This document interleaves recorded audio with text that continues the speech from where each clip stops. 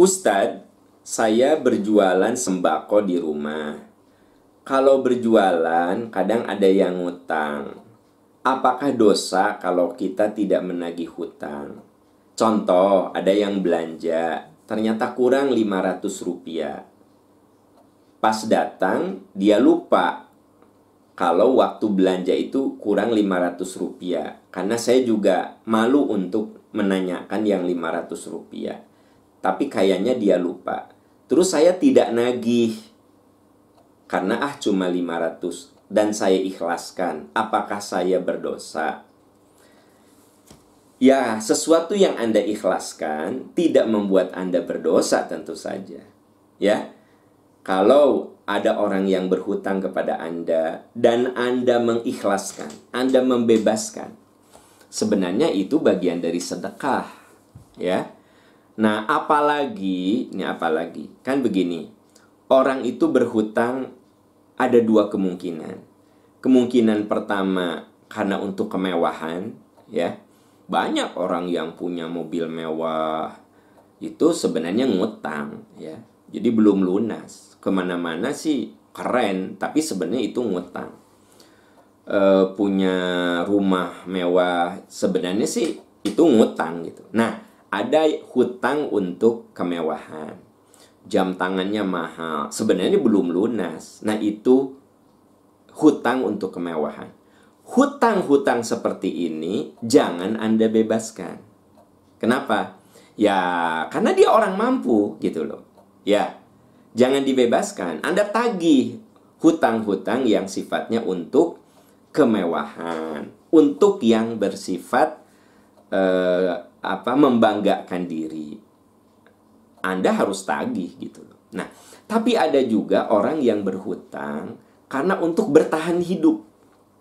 Berhutang untuk sembako, ya. Berhutang untuk nyekolahin anak. Berhutang karena harus beli obat.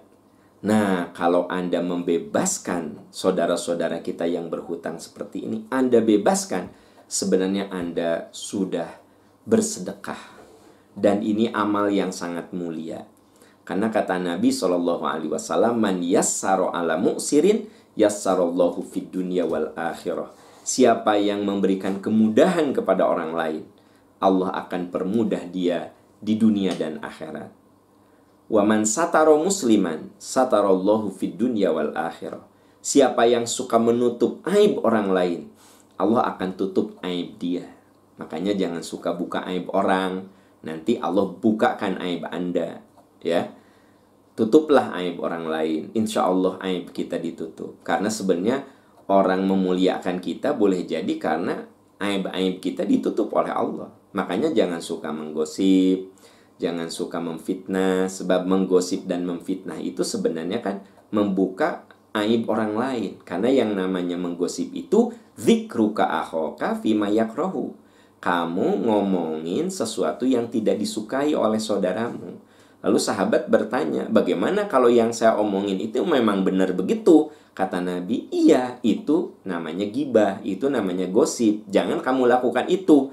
Dan kalau yang kamu omongkan itu nggak ada pada saudaramu, faqad bahattahu. Sungguh kamu telah menuduh dan memfitnahnya. Nah, jadi sahabat-sahabat, yuk jaga lisan kita, jaga tangan kita. Nulis itu jangan sembarang, apalagi kemudian kita upload di media sosial. Kebayang nggak sama Anda? Kita mengupload, membahas keburukan orang lain gitu loh. Apa yang terjadi? Sesungguhnya ketika kita membuka aib orang, kita tuh nantang. Seolah-olah, sok buka aib saya gitu loh. Please, jangan sampai kita suka membuka aib orang lain, menebar aib orang lain. Nanti Allah buka aib Anda. Nanti Allah buka aib kita. Justru apa? Man sataro musliman, satarallahu fid dunya wal akhirah. Siapa yang suka nutup aib orang, Allah tutup aib kita. Coba siapa di antara kita yang tidak punya aib? Siapa di antara kita yang tidak punya kekurangan? Ya, semua punya kekurangan. Tapi kenapa orang masih memuliakan kita? Karena Allah menutup aib kita. Maka tutuplah aib orang lain. Wa man sataro musliman, satarallahu fid dunya wal akhirah. Wallahu fi aunil abdi, maka nal abdu fi auni akhi.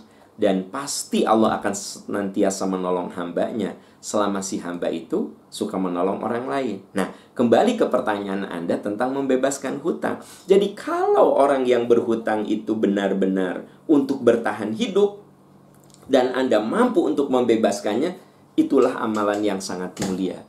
Kenapa? Siapa yang meringankan beban orang lain, Allah akan ringankan beban dia di dunia dan akhirat. Masa tidak percaya dengan janji Allah? Wallahu fi aunil abdi, maka nal abdu fi auni akhih. Dan Allah pasti menolong hambanya selama si hamba itu menolong orang lain. Nah, jadi kalau Anda mau membebaskan, ya silahkan. Apalagi Anda anggap, itu cuma 500 rupiah. Kalau mau Anda bebaskan, silahkan saja. Ya, wallahu a'lam bishawab.